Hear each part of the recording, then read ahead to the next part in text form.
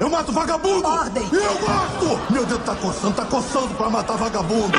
O Tessálico que vai lutar com o senhor, ele é o maior homem que eu já vi. Eu não lutaria com ele. Por isso seu nome nunca será lembrado. Você lembra, Sully, quando eu prometi matar você por último? Isso mesmo, você prometeu! Pois é, eu menti. Você está ouvindo o MesaCast do Mesa pra 4.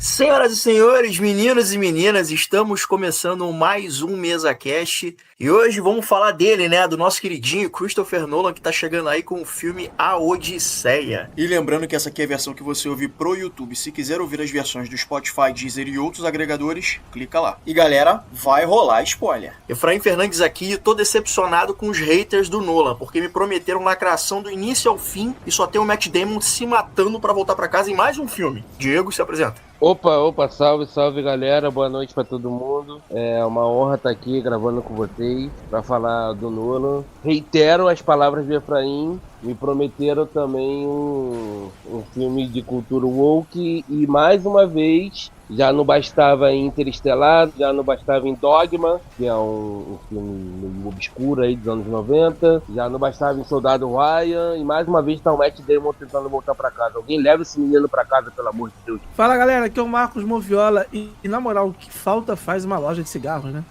Esse, né, o Igor Iglesias aqui do Cinevilas, mais uma vez aí com vocês, e puta que pariu! Fala rapaziada, aqui é o Marcos do Nerd Estranho e esse podcast não está sendo gravado em uma câmera IMAX 70mm, então você pode ouvir em qualquer celular. Então, senhores, vamos ter que falar, né, sobre essa mais nova obra do queridinho de Hollywood, Christopher Nolan. Aqui a gente tem o Nolan contando a história da Odisseia, tá, que se passa após os eventos de Troia, dessa grande história, que inclusive a gente teve o filme de Troia, do Wolfgang Petersen, lá em 2004, com o Brad Pitt. Temos gravação sobre isso, então você pode estar ouvindo aqui também no Spotify. O Nolan, ele filmou em IMAX, né? O filme totalmente, né, nessa tecnologia, várias locações, imagens lindíssimas. Quem curte esse formato vai gozar vendo isso. Esse pode ser o filme definitivo sobre a Odisseia por um longo tempo. E já abro aqui com a pergunta inevitável. Para vocês, é o melhor filme do Nolan? Para mim não é, mas é um filme que precisa ser visto. E eu acredito que, eu não li, tá, a Ilíada,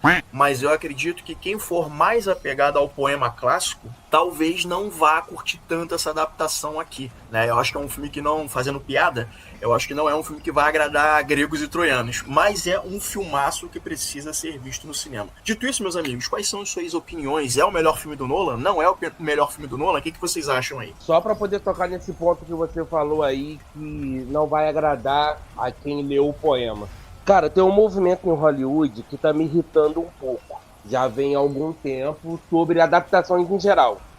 E o estopim foi agora em A Odisseia. Tô vendo muito, tô acompanhando House of the Dragon, acompanhei GOT, acompanhando vários outros filmes aí, adaptações de livros, HQs, jogos, e as pessoas reclamam sobre fidelidade. Vamos lá, deixa eu só fazer um desabafo aqui. Prometo ser breve.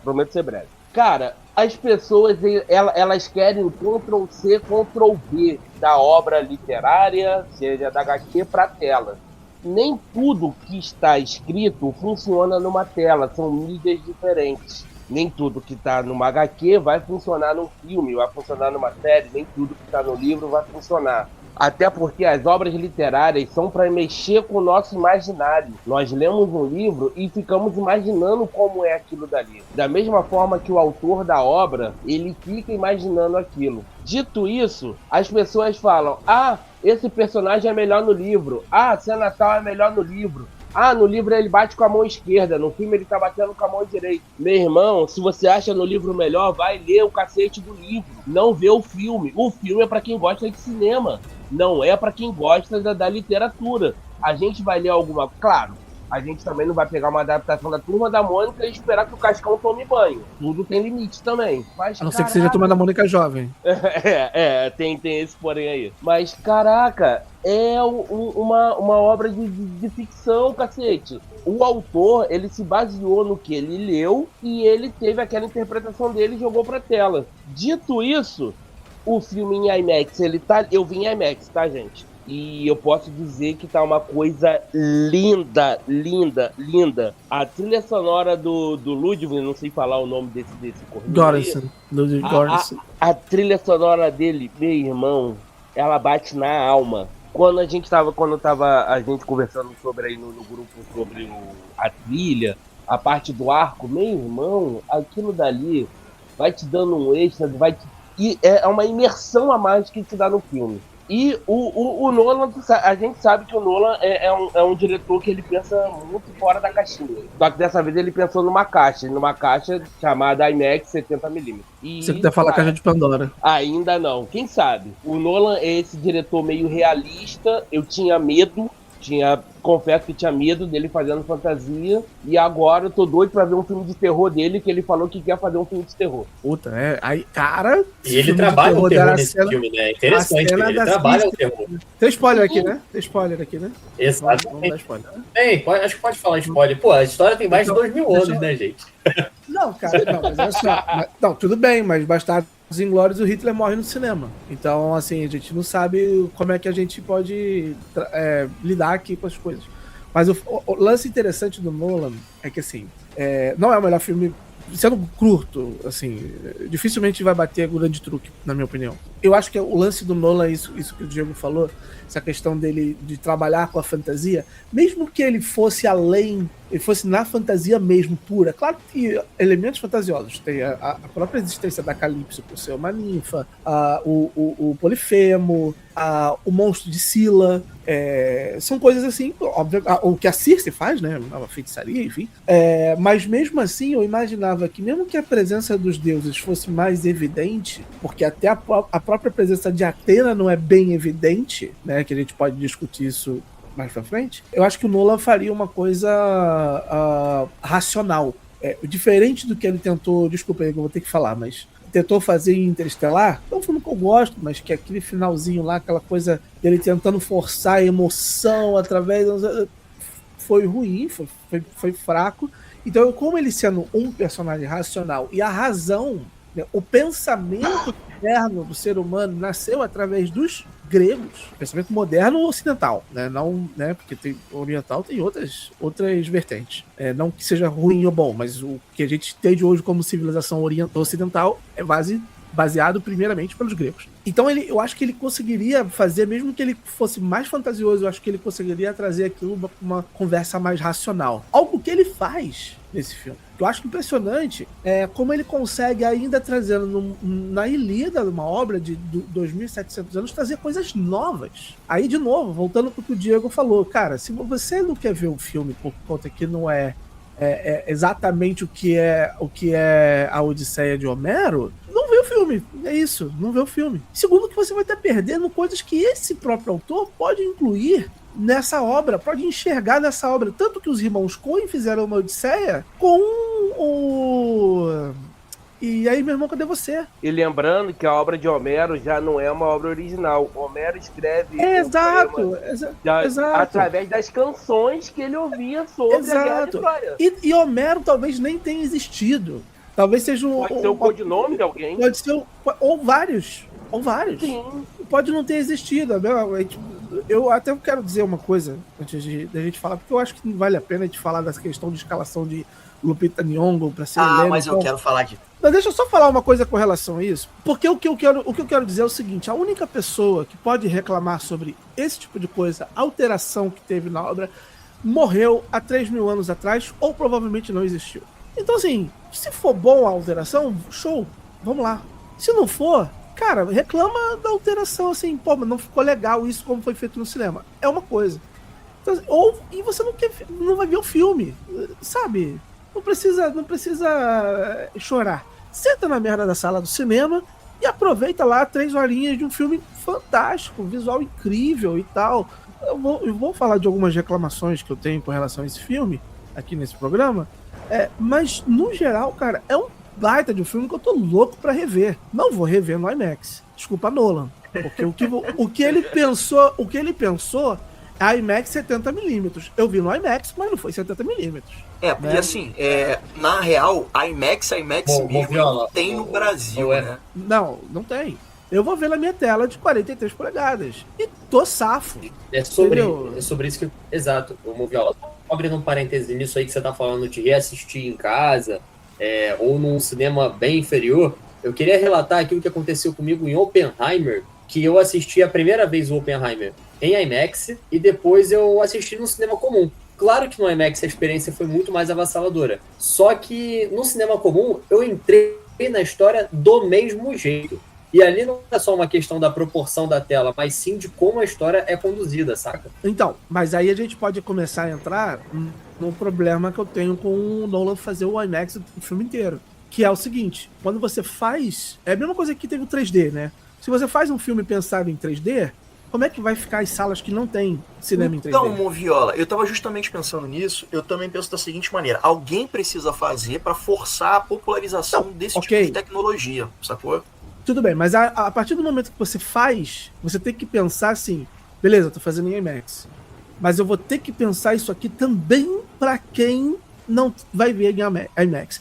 E com Vamos isso... ter um problema assim no final do ano, né?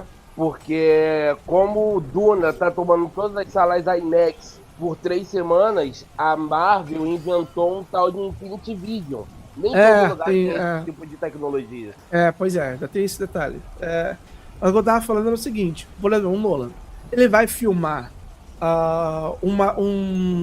não necessariamente um close, um plano americano. Um plano americano do Nolan, que é o que? Da cintura até sobrando um pouquinho de horizonte assim em cima da cabeça, ele vai ter muito mais horizonte pra cima. Né? Ou seja, vai ficar todo aquele espaço ali de vazio. É estranho, pra mim é estranho, sabe? É uma coisa que você tem que pensar. E aí a limitação da tecnologia, e eu falei isso lá no vídeo que eu gravei com o Rafael Ramos, a limitação da tecnologia permite apenas 3 minutos você gravando isso.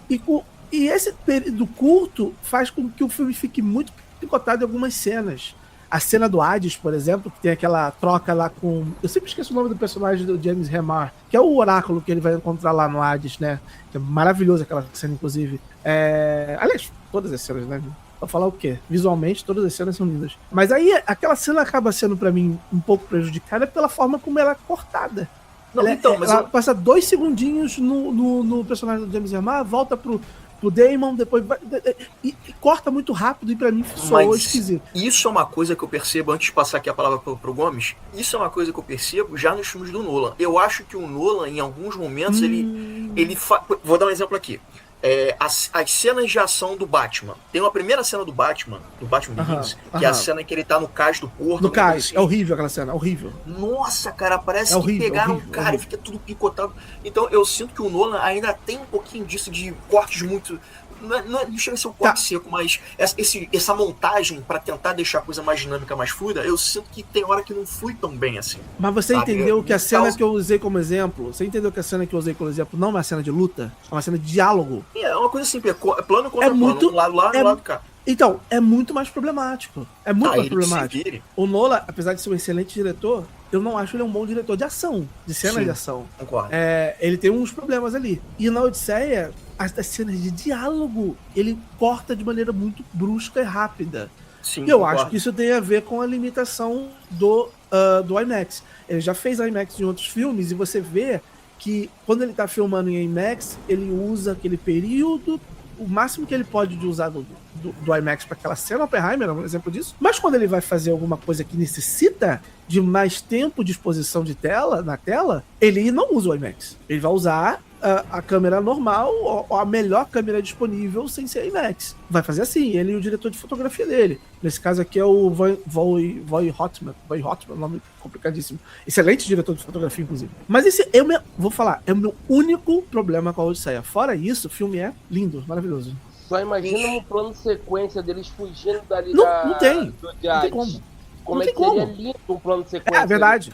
Seria maravilhoso. Inclusive, eu acho engraçado que essa cena do Hades, no trailer me enganou legal, porque quando o Matt Damon tá correndo e vê uma galera atrás dele, ele grita "Let's go", eu pensei que era um exército, que ele tava invadindo ele tava fugindo. Ele tava fugindo dos zumbizões lá. É muito maneiro, muito maneiro. Pra mim é a melhor cena do filme.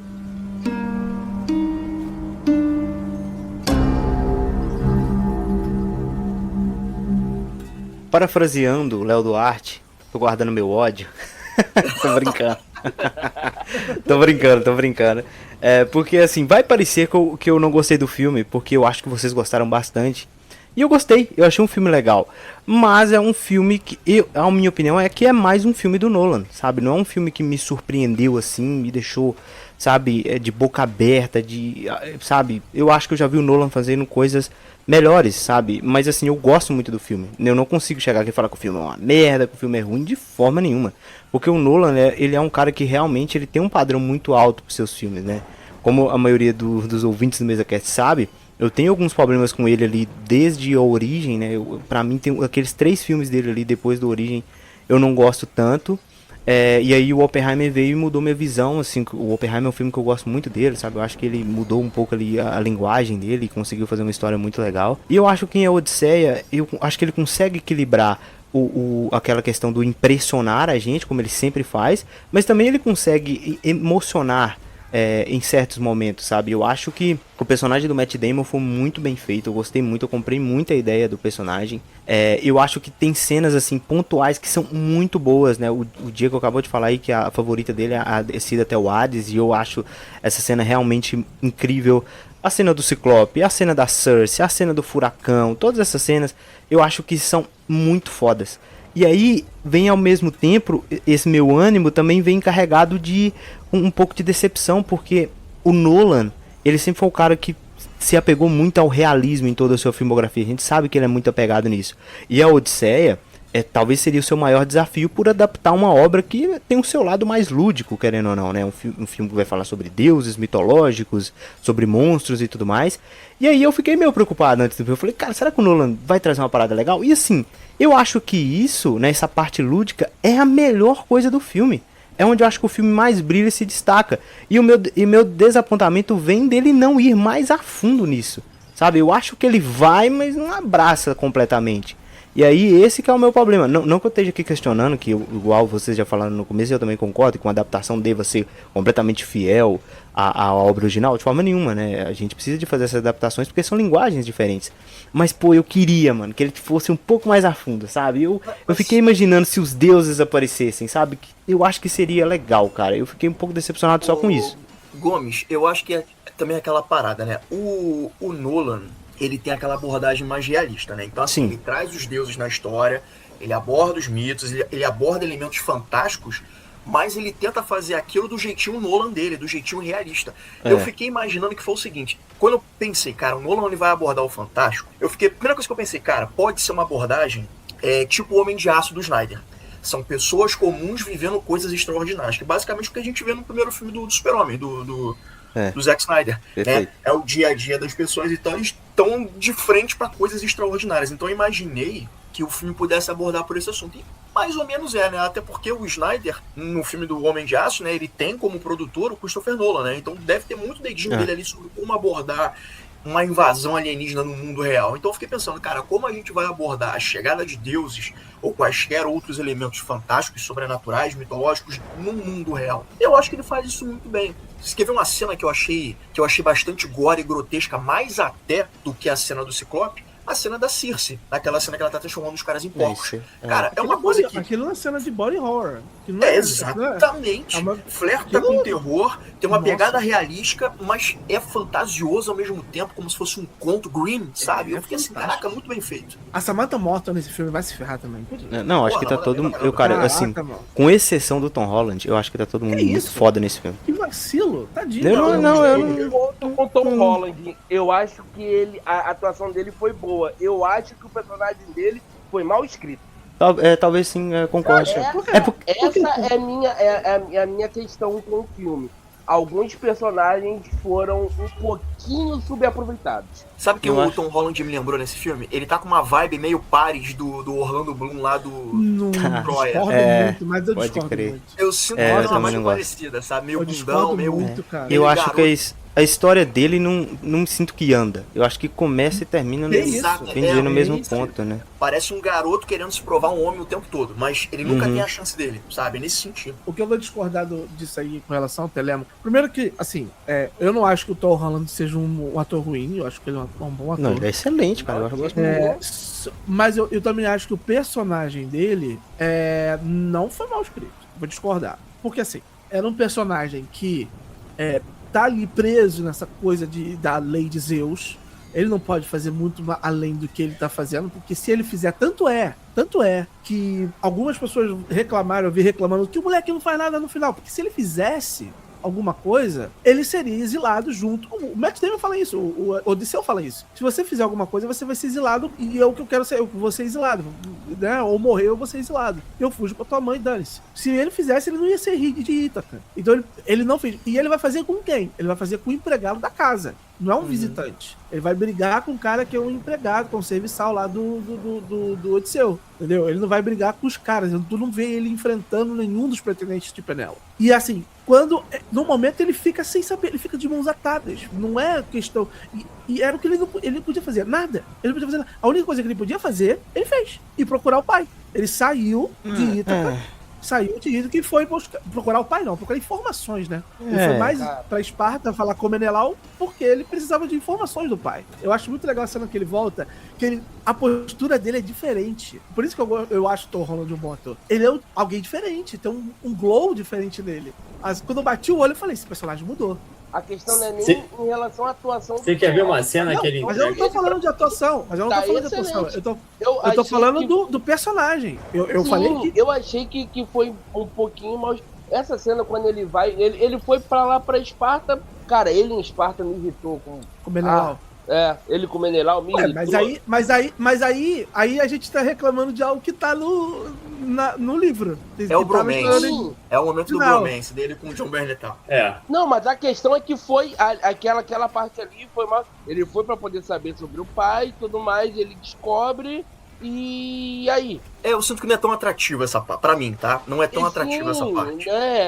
Se não tiver, tinha que ter, porque como vocês falaram, tá no conto original, mas se não tivesse também, não ia alterar em nada. É que tem a versão de 97, né, daquela que passava no SBT, ele fica aí o tempo todo, né? Não tem essa viagem dele com o Menelau. Mas, cara, eu não vi um problema no Telêmaco, não. Realmente eu não vi isso, de coração. Não, eu também não vi, cara. Inclusive eu queria falar que a gente tá falando de atuação aqui. Eu acho que o momento que ele mais entrega, que, porra, o Efraim fala que eu me emociono com bula de remédio, mas nessa cena eu não tive como não me emocionar, que é quando o cachorro, o Argos, assim que vê o Odisseu, ele morre. Mas é a cena em que me emocionou é quando o Odisseu, ele levanta e o Telêmaco olha pra ele sabendo que ele é o pai dele. Mas não é ali que ele fala, eu sou seu pai. Não é ali. Mas o Telêmaco, ele reconhece, cara. Aí ele até pergunta, de onde você conhece? O Odisseu tenta reverter a situação. Eles não precisam falar sobre quem ele... Ele não precisa falar, eu sou o seu pai. Ele saca ali, cara. Eu acho que é uma puta de uma cena. É uma das cenas mais emocionantes do filme pra mim. Inclusive, eu gosto muito da ação do filme. Tudo que envolve ação eu acho maravilhoso. Mas a minha cena favorita do filme não tem ação, não tem diálogo, tem só trilha sonora e o grito do Matt Damon, que é a cena das sereias. Puta que pariu. Eu achei essa cena muito foda. Vai ripar aí tudo na temporada de premiações, gente. Não tem como. Eu acho que ele vai vir rasgando uma porrada de concorrentes e o Matt Damon, ele concorre a melhor ator, tá? Tenho certeza que isso vai acontecer. Não, esse filme aí é feito pra premiação. Tudo que tiver de premiação, esse filme aí vai estar concorrendo. E assim, você citou aí o segmento das sereias.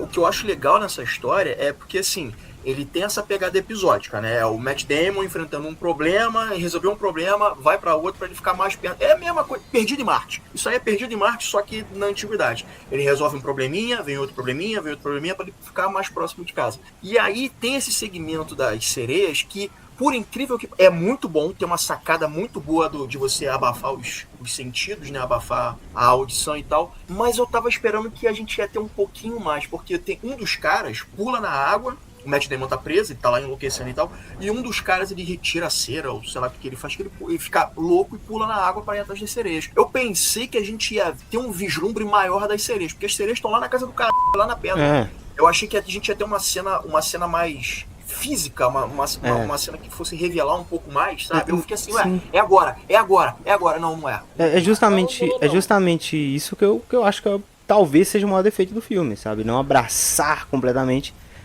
esse lúdico, porque seria legal, cara, ver mais disso, né?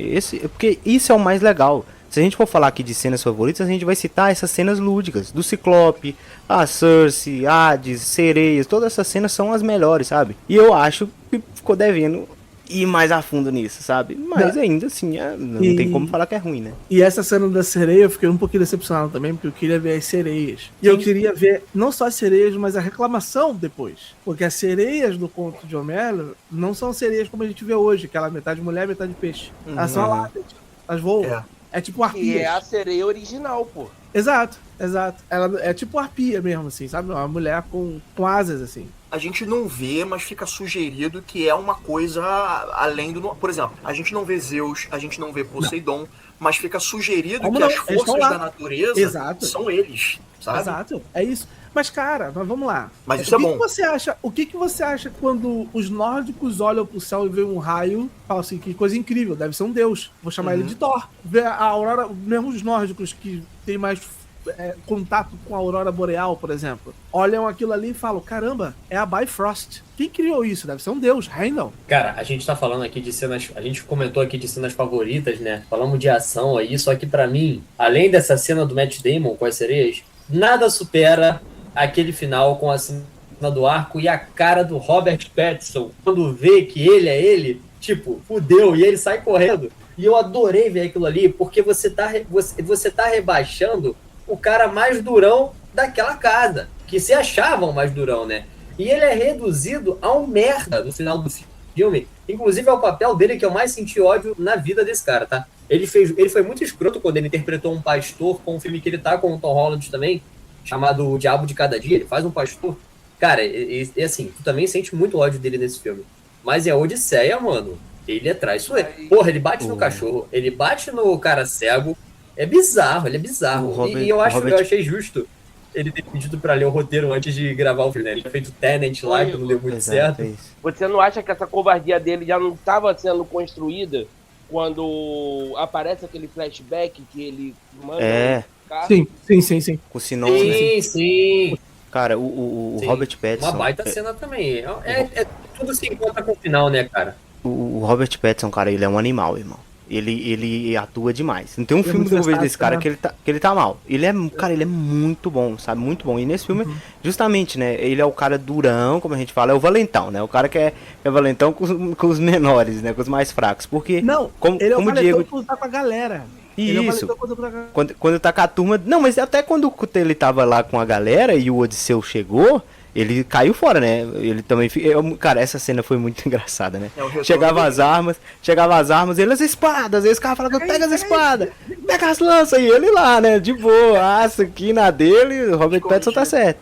Mas essa parte da covardia que o Diego citou, realmente, eu acho que foi um elemento que o Nolan trouxe que funcionou muito pra desenvolver mais esse personagem, sabe? Dele ter sido covarde desde lá do início, né? De mandar o Sinon no lugar dele. E assim, mais uma vez, né? O personagem do Sinon foi feito pelo Elliot Page, que também gerou muita polêmica aí, né? Nos bastidores. E assim, personagem... cabe muito bem aqui dentro, sabe?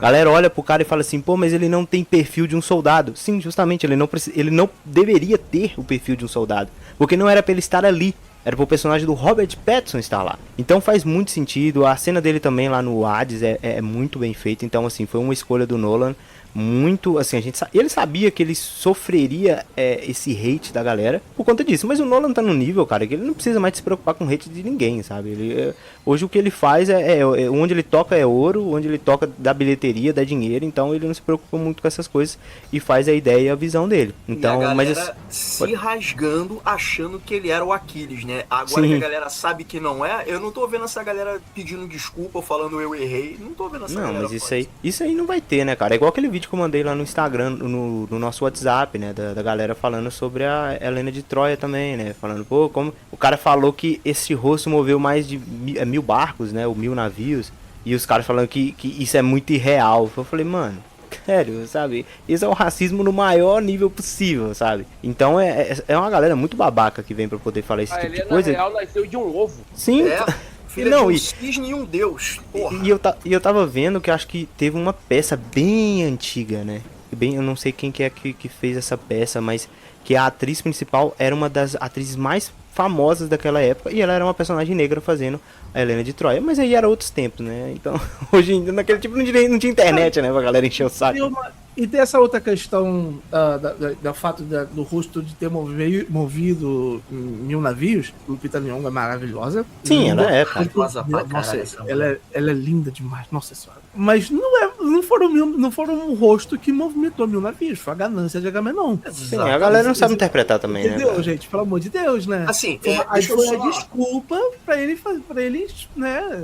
Inclusive, Ele já queria fazer, só precisava de uma desculpa. só precisava de uma centelha ali, né? E, cara, eu sei que tem muita gente também que questionou, né, o traje do Agamenon, né, a armadura, por ser muito moderna para aqueles tempos, mas dane-se, cara, é lindo demais aquela armadura preta. Lindo, cavaleiro, cara, cara, não, eu preciso de falar dessa cena.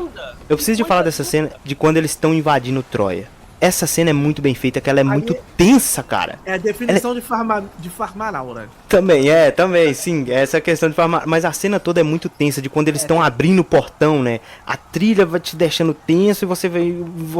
Cara, é muito louco, porque a gente sabe que aquele portão vai se abrir e que tudo vai ser destruído. Mas tu fica tenso, tu fica, caraca, vão abrir o portão, como é que desce? Aí quando abre, tá lá o Agamenon na frente, com aquela armadura preta. Puta, essa cena foi foda. Essa aí foi maneira. É o nosso Batman, é o nosso Batman. E tu viu que maneira que eles fazem eles usam a mesmo trecho de trilha sonora nessa cena e eles usam no final, que é quando vai fazer o desafio. Sim, perfeito, Moviola, perfeito. É a mesmíssima trilha. Tu ganhou atenção naquela. Aí eu lembrei e falei, cara, ele tá usando a mesma trilha, cara, que irado, que maneiro. Não, cara, atenção, crescendo, muito bom. O que é foda também é que a cena da invasão de Troia, você tem duas vertentes sobre a mesma cena, cara. E ali, o filme ele te entrega na primeira vez uma cena de glória, uma cena de caralho, que foda! E no final do filme, você revê a cena narrada pelo Odisseu contando pra Penélope, e tu vê que aquilo ali não tem nada de glorioso, assim, sabe? É tudo, cara, quantas pessoas inocentes esses caras mataram, porra, que merda. Então eu acho muito maneiro como é que o Nolan conseguiu construir as duas vertentes da mesma cena, cara. Eu acho que deve ter sido a cena mais foda de gravar do filme, talvez tenha sido essa, tá? Porque eu imagino muito aquilo ali, inclusive, como um plano sequência. Seria uma cena muito foda se fosse num plano sequência. Mas eu não podia deixar de ressaltar isso, porque é incrível, tá? Eu acho incrível a dualidade dessa cena. E desculpa aí que eu te interrompi, mas isso que você falou é muito legal, porque assim, eu reclamei, isso tá no meu vídeo com o Rafael, eu reclamei dessa coisa do povo do povo do mar, que é um termo utilizado real, de fato, de alguns povos, não só um povo, pode ter sido vários povos que pode ter dado início do colapso da Idade do Bronze, né, que atacou não só ali a região do Egeu, que fica a Grécia, o Mediterrâneo e tal, mas também foi até o Egito. E muitos atribuem esses povos ao colapso da Idade do Bronze. E eu reclamei disso, só que aí eu fui ver outras opiniões, e como essa ideia se linka muito bem com o desfecho do filme, que é o fato de que a Penélope passou 10 anos ouvindo histórias, 10 anos não, depois de ter acabado a guerra, ela passou mais 10 anos ouvindo histórias de 20 anos. Não, é porque a guerra dura 10 anos, né? É. O Odisseu pra voltar pra casa demora 10 anos. Isso. Né? Então, só que acabou a guerra de Troia, começaram as histórias desses povos do mar que começaram a atacar. E esses povos do mar eram de fato os gregos que foram na guerra de Troia e estavam voltando e fazendo um monte de merda. Porque no conto original, né, isso foi tirado do filme, até porque se botasse ia ser a gente não ia gostar do Odisseu, né? Porque o que ele faz, ele vai em vilas e mata um monte de gente. Assim, merdeiro. Ele é um merdeiro. O Telêmaco não é muito. Fica muito atrás, não. Ele mata um monte de serviçais, né, no período. Isso no original. O cego mata cachorro, porque eles estavam escolhendo o cachorro, não tava bom jogar no precipício. Pô, mané.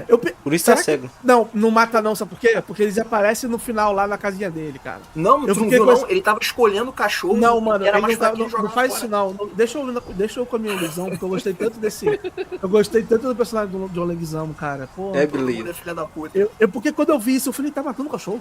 Eu fiquei chocado. Eu juro pra você. É isso mesmo. Depois apareceu ele lá com um monte de cachorro. Não, ele tava selecionando e tal, beleza, ok.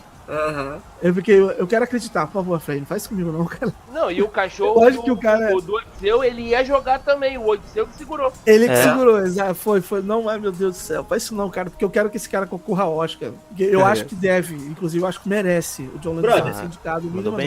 Quer ver uma parada? Porra, dá pra indicar o elenco inteiro de Odisseu. Quer ver uma parada que eu acho maneira também, que o filme, ele trabalha ali naquele começo, ele não começa com... O primeiro take do filme não é o Odisseu, e o Odisseu ele não aparece por completo de primeira. Ele vai surgindo em algumas cenas, mas você nunca vê o rosto dele, assim, logo. Tu demora um pouquinho. Você vê, sei lá, ele segurando o cachorro. Aí a câmera sobe, mas não mostra. Eu não vi no IMAX isso influencia alguma coisa. Mas a câmera sobe e você vê um pedaço do rosto dele. Então o filme sabe que ele também é o cara da parada. E já falando em Odisseu, eu queria ressaltar também ele com Calypso, que eu achei uma boa cena, assim, ela não tem tanto tempo de tela. No livro, no poema, vamos dizer assim, ela é mais ressaltada. Mas pro filme, eu não acho que isso influencia de uma forma negativa. Até porque Charlize Theron, pelo amor de Deus, dispensa comentários em qualquer produção que essa mulher esteja, e ela faz o que ela tem que fazer, né? Que ela segura o Odisseu ali durante 7 anos, e eu acho que ela conduz bem a história. O filme, eu não pensava que ele seguiria a história nesse sentido de já vamos começar com ele sumido. Isso é o original, é assim. Não, sim. Mas eu pensei que como filme, ele mudaria isso. Mas isso é uma parada tão crua do poema. Isso é tão Nolan, de você fazer a parada fora do tempo. Vídeo Tenet. Porra, tudo quebrado. O Nolan Tenet, Amnésia. O Oppenheimer também é assim, é verdade. O Nolan, ele é que nem o Tarantino, cara. Ele quebra a narrativa, ele não conta de forma linear, sabe? Então eu já sabia que em algum momento ele ia... O que veio antes, o que vem em certo momento, ele vai colocar antes ou vai colocar depois. Eu já sabia que ele ia brincar com isso. Agora, o que me chama a atenção, uma das coisas que me chama a atenção nesse filme, é a interpretação do Matt Damon fazendo o Odisseu, porque ele foge, vocês falaram aqui anteriormente, né? Ele foge aquele padrão clássico do herói de filme blockbuster. O cara não tem frase de efeito, os caras que seguem ele, os homens que seguem ele, têm dúvidas sobre ele em algum momento. Perfeito. Ele faz coisa que a gente não concorda, ele invade, ele queima a casa, deixa uma menina ser decapitada, que é a Zendaya, e depois a Athena aparece pra ele na forma da menina que foi decapitada. Então assim, eu acho legal que ele é um cara falho, sacou? Ele é um cara falho. Então ele tá o tempo todo atormentado, ele tá o tempo todo querendo voltar pra casa, ele vai fazer o que ele precisa fazer para ele poder voltar pra casa dele, custe o que custar. Então, as coisas não são preto no branco, sabe? Ele não é o Mike Watney lá do Perdido em Marte, que é o cara bonzinho só quer voltar pra casa. Não, cara, ele é um belo de um filho da puta. Porque, cara, a antiguidade é isso. Então isso pra mim torna o personagem mais complexo. O lance é que a gente gosta de odiar mais, por exemplo, o personagem do Robert Pattinson, porque esse sim é filho da puta sem fazer cerimônia nenhuma. Mas o próprio Odisseu, ele faz coisas altamente questionáveis. Mas eu acho que é justamente isso que torna o personagem mais humano, cara. E acho que faz com que a gente também se conecte com ele, sabe? Porque eu tenho uma crítica aos personagens do Nolan que são todos muito bidimensionais, sabe? São personagens que eu acho que ele não consegue aprofundar tanto assim nos seus personagens, da personalidade, ou desenvolver eles de uma forma muito, muito elegante, né? Não em todos os filmes, tá, gente? Mas em sua maioria. Aqui eu acho que trazendo esse personagem realmente quebrado, né? Esse personagem com decisões questionáveis, fazendo merda o tempo todo, né? Mentindo para os seus soldados, né? A cena do Hades é sobre justamente isso, né? O cara que mente até para os próprios companheiros, né? Então, eu acho que isso torna o personagem um pouco mais humano e foi o que me fez gostar bastante desse personagem no Odisseu, me fez conectar muito com ele, sabe?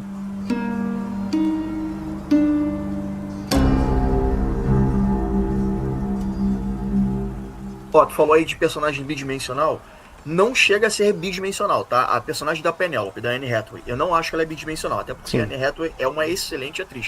Sim. Mas eu acho que poderiam escrever ela um pouquinho melhor, tá?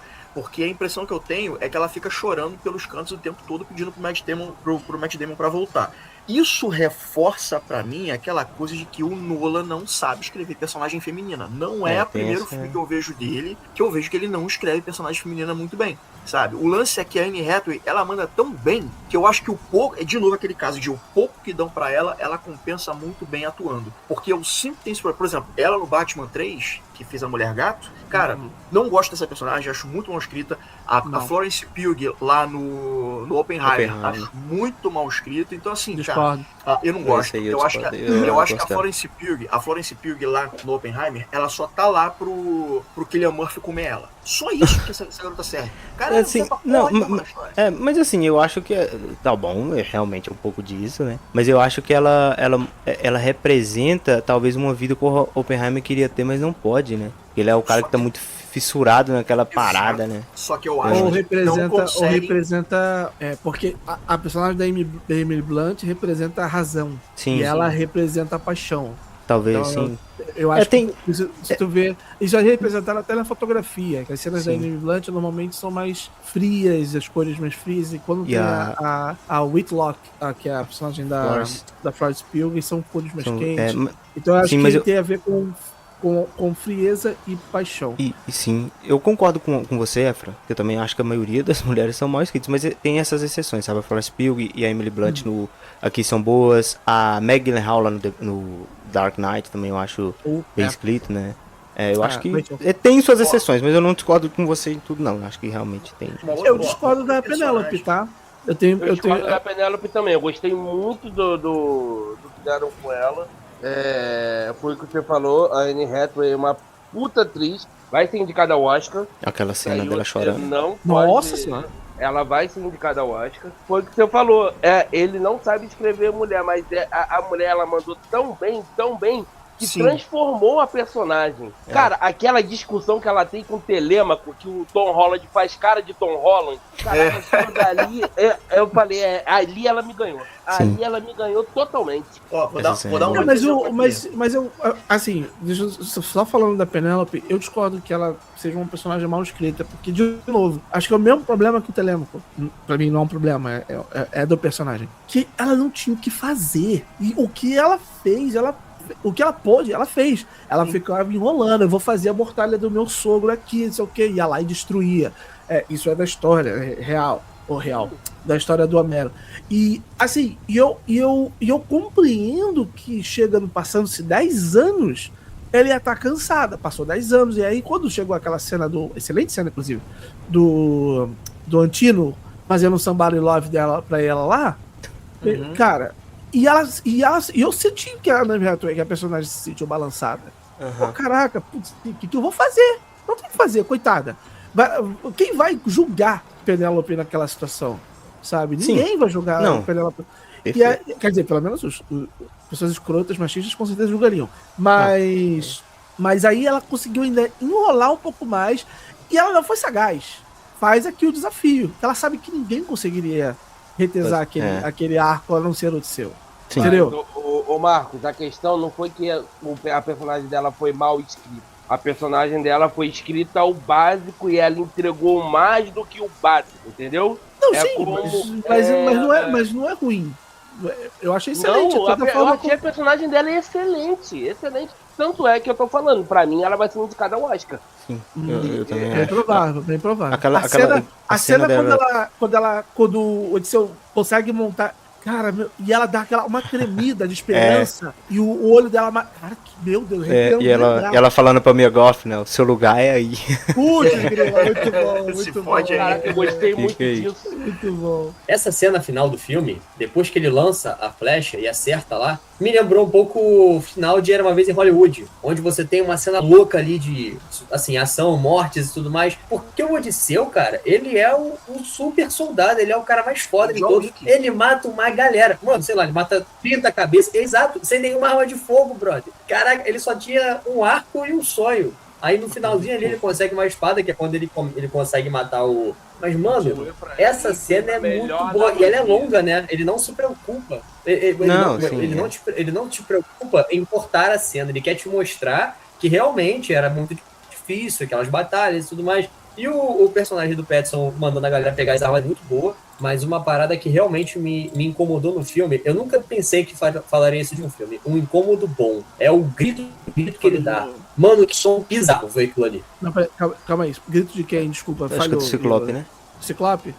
O grito do Ciclope. Um incômodo bom que eu senti no cinema. Eu nunca pensei que isso me aconteceria. Irmão, parece que são várias vozes, né? Bizarro, velho. Sim, assustador. E falando um pouco do design do Ciclope, é muito legal, né? Como o olho, ele é caído, é virado, né? E Virado, o nariz né? é torto, né? Exato, também muito bom. inteligente isso aí. Eu achei Muito que o Nolan bom, conseguiu muito bom. fazer um design bacana pra esse personagem, né? É por isso que eu falo, cara. O Lúdico é a melhor coisa do filme, sabe? É o acho que é o que mais se destaca. Pô, e pra tu ver, a gente tá falando aqui o programa todo. A gente tá aqui falando o tempo todo como herdeiro é o Odisseu. Precisava o cara tacar uma Né? fechada no bicho depois que eles estavam fora já? Precisava fazer aquilo, cara. É uma audácia desgramada, né?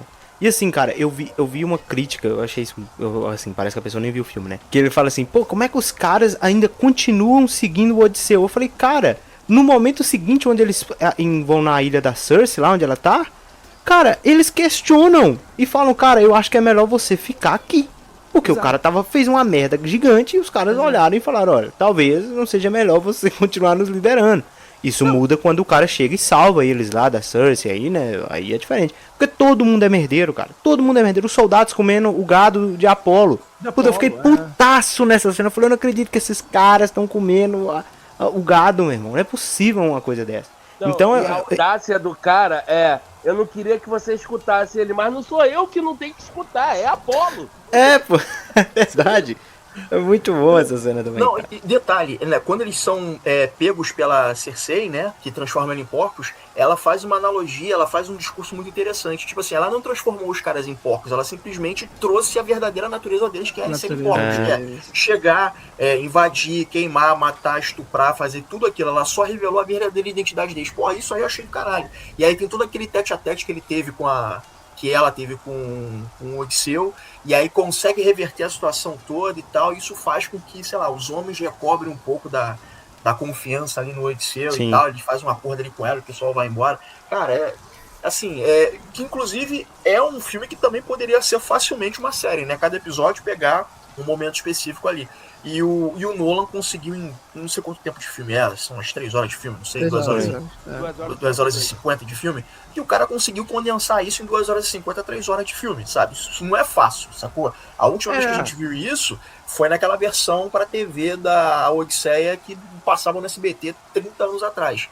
Depois disso, agora por isso que eu acho que essa versão agora vai ser a versão definitiva. Por conta de todos esses elementos de porra, tudo em IMAX, pegar a galera da alta em Hollywood, o jeito que o Nolan conta história, as locações que são belíssimas, a fotografia. Então, cara, tudo isso, cara, até ter um próximo Odisseia, bota aí, 100 anos. Até a gente ter um outro Odisseia aí tão grandioso quanto. Então, até lá... Não, vai demorar muito não. Mim... Vai demorar muito não, Efraim. Esse ano já vai ter. O Elon Musk vai fazer com inteligência artificial junto com os deles. Ele é um merda, esse maluco. Puta que pariu. Inclusive, ó, teve outro filme aí do Ralph Fiennes, ele fez em 2025, acho. É isso, o Retorno. O Retorno, que eu não vi ainda. Esse filme é um filme menor, um orçamento menor, mas eu acabei não vendo. Passou reto, assim, tipo assim, passou batido, ninguém viu.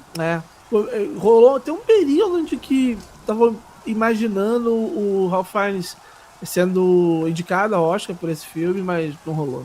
Cara, eu acho que não, porque quando é assim, cara, nego faz muito lobby. E eu não, teve sim, sabe? rolou essa conversa, mas como o filme foi lançado muito antes do Oscar, né, e aí veio o quê? Veio foi no ano dos Pecadores? Acho que foi no ano dos Pecadores, ano passado. E aí já veio, né, o Michael B. Jordan, enfim. É porque esse filme veio e sumiu, assim, sabe? Eu nunca mais vi falar desse filme. Não teve bom tempo aqui no cinema no Brasil, não. Acho que nem veio pro cinema no Brasil.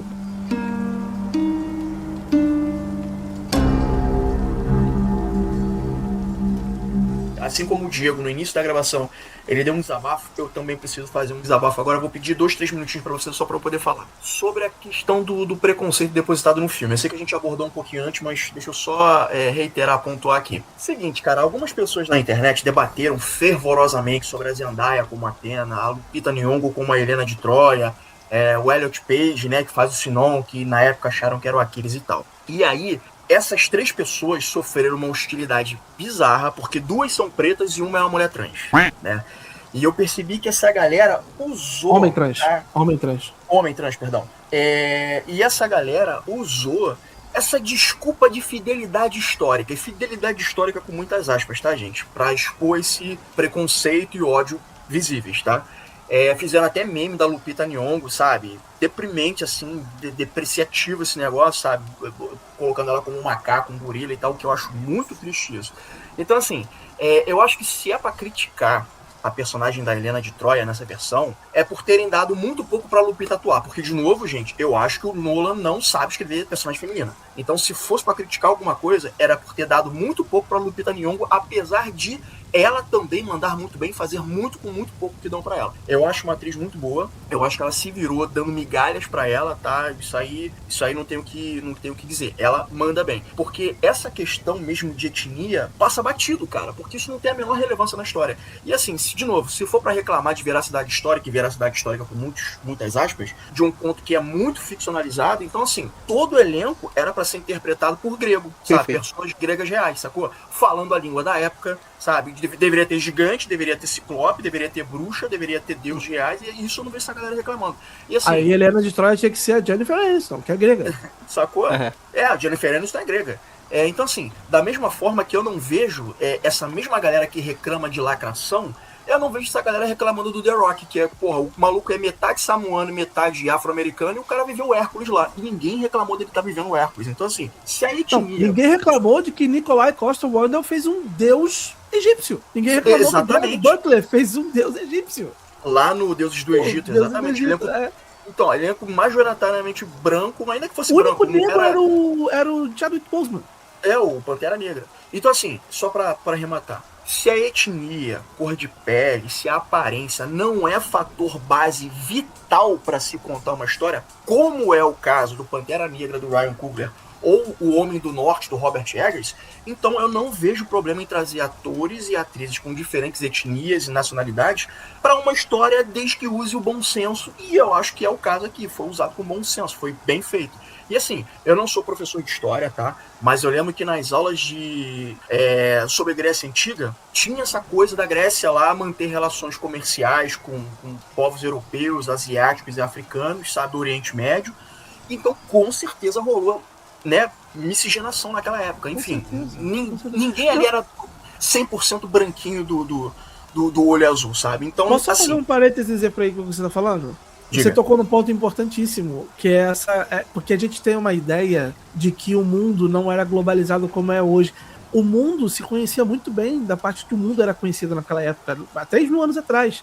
E tanto que eu citei na primeira metade do programa os povos do mar, né? E tem um vídeo do canal Estranha História. Eu gosto muito desse vídeo, porque ele fala exatamente dos povos do mar, e ele fala exatamente isso, que o mundo era muito globalizado naquela época. Eles se conectavam, existia um artefato egípcio enterrado num sítio arqueológico na Grécia. Ou seja, havia uma troca de presentes entre aqueles povos de muito tempo atrás, entendeu? Então, isso que você falou é perfeito. Eu recomendo muito que vocês assistam esse vídeo. Procura no YouTube aí, Povos do Mar, Estranha História. E você vai ver um vídeo que ele fala sobre isso, que é muito legal. E ele fala isso que você tá falando, que é bem nessa época, da Idade do Bronze e tal, que o mundo era bastante globalizado nessa época. Havia muito comércio entre aquelas regiões, né? Entre aquele pedaço do mundo ali, norte da África, né? E Mediterrâneo, Mar Egeu, enfim. Era isso. Enfim, só pra arrematar aqui, ao meu ver, tá? O problema da galera mageaça não é fidelidade histórica. É ter gente que foge ao padrão. Então, não, é racismo, ponto. Exatamente. Então, se acontecer de o filme não ser bom depois que sair, então reclame que o filme não é bom porque não é bom, porque a história não é boa. E não porque, por conta de escalação, né, porque teve atores com etnia trocada. Então, assim, é só um desabafo aqui, tá, gente? Eu tinha que falar isso aí. É só um pequeno detalhe, que também isso tá ocorrendo muito também em Hollywood, de mudança de etnia. O único que faz sentido não mudar a etnia e mudaram é o Severus Snape em Harry Potter, porque ele é escrito, é característica dele ser alvo como a neve. Isso é característica dele, do personagem, que faz o personagem se mover na trama.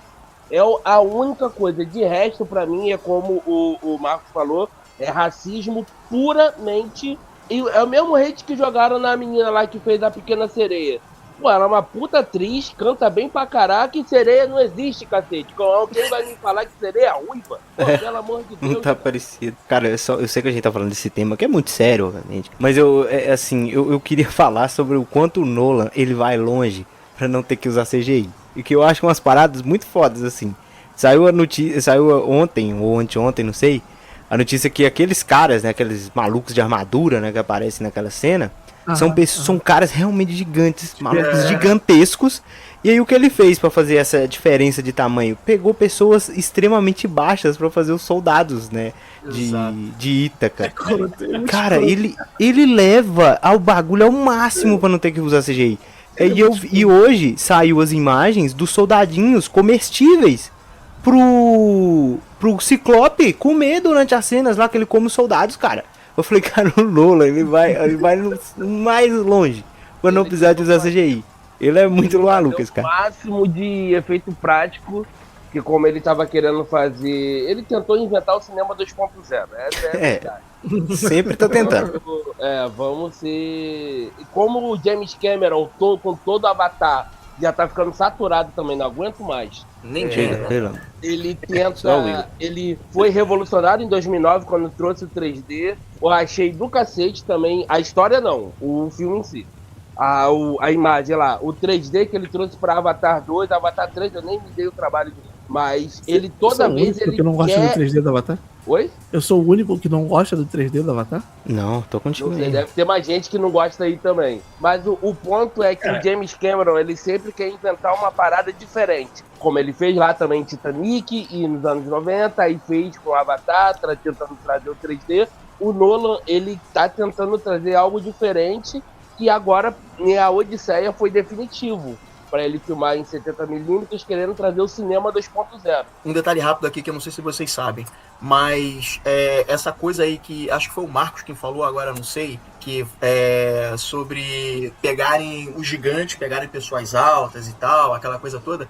De fato, eles pegaram pessoas altas e o dublê do Matt Damon, na verdade, é uma mulher. Uma mulher. É uma mulher que deve ter, sei lá, 1,50m, ela é bem baixinha, ela tem os braços fortes pra caralho. Inclusive o Matt Damon, ele elogiou ela, né, dizendo, cara, são os braços mais incríveis que eu já vi. E o Matt Damon, ele tá com bração no filme, então assim, conseguiram um dublê mulher pra ele, que é tipo assim, metade do tamanho dele e tem uns braços tão fortes quanto.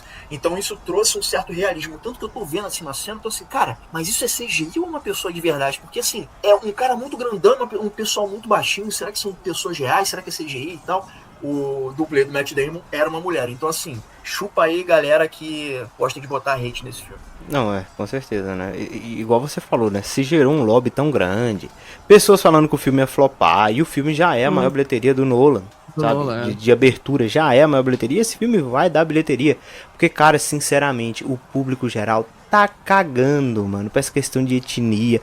É só quem quer realmente ganhar, sei lá, like na internet falando merda. Porque isso não importa em nenhum momento, cara. É um nicho bem pequeno.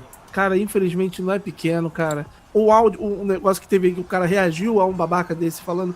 Sensacional o vídeo dele, inclusive eu até repliquei. Mas eu não vou dizer quem ele tá sendo replicado, porque é um escroto. Mas enfim, esse cara tem muito inscrito no YouTube, cara. Ele tem muita voz. Ele tem, assim, não é um Zé qualquer que tá aí sabe, que pegou uma câmera e falou. Não, é um cara que tem bastante. Isso é o grande problema hoje em dia da internet. Aliás, acho que é um problema da internet desde sempre.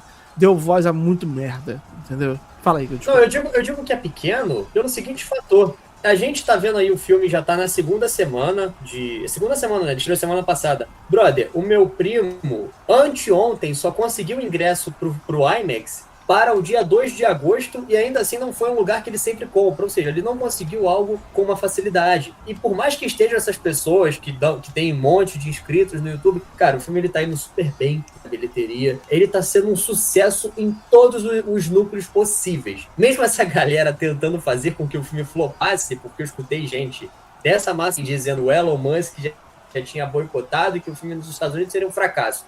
Não é, muito pelo contrário, eles adoraram o filme lá. Então é muito maneiro quando o cinema consegue ultrapassar essas barreiras, sabe? Que mesmo tendo uma massa ali que pode ser considerado grande, tente impedir que aquilo ali alcance outros públicos, eles não conseguem. E eu acho muito foda quando esse tipo de coisa acontece. E graças a Deus que foi Nolan que conseguiu fazer isso aí, porque o cara é foda, né? Não é foda. O cara é foda, patroa.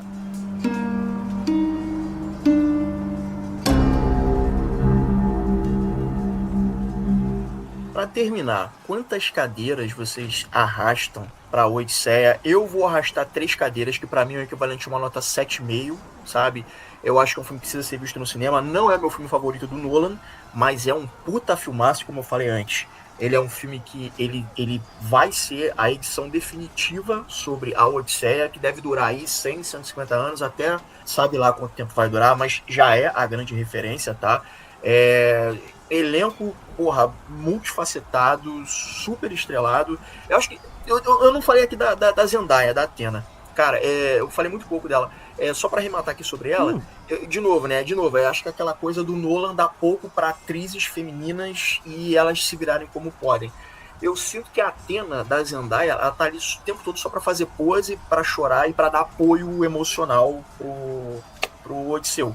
E assim, Athena é a deusa da guerra e da sabedoria, se eu não me engano. Eu acho que eles poderiam ter usado ela inspirando o Odisseu na hora da batalha, né? Pra ser estrategista, alguma coisa assim do tipo. Mas assim, entre erros e acertos, eu acho que é um filme que precisa ser visto no cinema. Eu dou 3 cadeiras, o equivalente a uma nota 7,5. E eu tô ansioso, eu não costumo falar isso, mas eu estou ansioso para saber o que o Nolan vai fazer a seguir. Estão dizendo aí que pode ser um filme de terror, né? Porque esse filme aqui, ele flerta com elementos de gore e de terror. Então, isso já me liga uma curiosidade, né? Para saber o que ele pode fazer que ele ainda não fez. Será que ele vai fazer alguma coisa fora da caixinha, fora da casinha? Tomara, vamos lá. Talvez seja um terror aí. Mas enfim, 3 cadeiras, uma nota 7,5. Odisseia, junto com Duna e Vingadores, eram os filmes que eu mais queria ver esse ano. Dos 3, um já foi. E graças a Deus eu gostei pra cacete do filme. Eu acho que ele não tem... Não vou dizer que ele superou minhas expectativas, porque eu realmente esperava que ele fosse ser tudo isso que ele é. A única parada que eu não é que eu não tenha gostado, muito pelo contrário, eu tenho adorado, é a trilha sonora do Ludwig Göransson, porém, eu acho que em Oppenheimer ele tem um trabalho um pouquinho melhor. Quero rever, e quero rever em IMAX, né? Eu não vi esse filme em IMAX, mas vi numa sala muito boa, e tô muito curioso para ver lá na temporada de premiações com quem que ele vai estar duelando. Seja quem for, cara, eu acho que vai dar a Odisseia, sabe? É muito difícil, porque ele não é só um evento do ano, mas eu acho que é aquele tipo de filme que daqui a uns 3 anos a galera vai estar estudando nas universidades de cinema, a galera vai estar sempre debatendo sobre o conteúdo histórico que o filme aborda, sobre a forma como o Nolan faz o cinema evoluir, porque, pô, por incrível que pareça, o Nolan é um dos poucos caras que tira a galera de casa para poder ir ao cinema. Eu fui numa sessão lá em Minas Gerais, numa estreia, uma sessão super cedo, e a sala estava lotadíssima. Eu não esperava por isso. Mas é o que está acontecendo com a Odisseia. É um marco aí no ano. Eu acho difícil ter um outro filme que seja tão debatido quanto esse. Não estou dizendo melhor, mas tão debatido no formato de como se fazer cinema com a Odisseia. Então é isso. 4 cadeiras aí, mais do filme do Nolan. Então, eu vou dar 3 cadeiras também. Tem algumas questões no filme que me irritam um pouco, mas pra mim é um ápice do cinema. Um filme muito bom, muito bem dirigido. Algumas coisinhas do Nolan, não sei se vocês têm essas questões também, que todo o filme do Nolan tem muito plano fechado, e isso me irrita um pouco. Mas esse filme também não é meu preferido do Nolan. Mas tá ali páreo a páreo, porque o filme é muito bom. A cena final, quando depois do Odisseu lá montar o arco, que virou um John Wick medieval, aquilo dali, caraca, eu comecei a me prender na cadeira de tensão, de tão bom dirigido, de tão bom que foi. Sim, o Nolan vai fazer um filme de terror, ele já deu entrevista, ele gostou tanto de fazer as cenas mais gores do filme, que ele quer se arriscar no terror. E eu quero ver esse filme de terror. O Nolan me comprou, me convenceu que ele é capaz de fazer um excelente filme de terror. Eu dou 3 cadeiras e vamos esperar esse filme de terror dele aí. Pra mim, dos três filmes que eu estava mais esperando no ano, que é Michael, agora Odisseia e o Vingadores no final do ano, 2 já foram e 2 levaram minha expectativa na estratosfera. Cara, eu vou dar 3 cadeiras também. Eu acho que ele é um filme bem Nolan, né? Bem Nolan, eu acho que... Lembra quando acho que a gente fez até uma tier list, né? E o Teodoro falou, cara, qual o filme que vocês acham que é o filme que mais define Christopher Nolan? Eu acho que Odisseia é o filme que mais define Christopher Nolan. Eu acho que tem todos os elementos que fizeram Christopher Nolan ser quem ele é.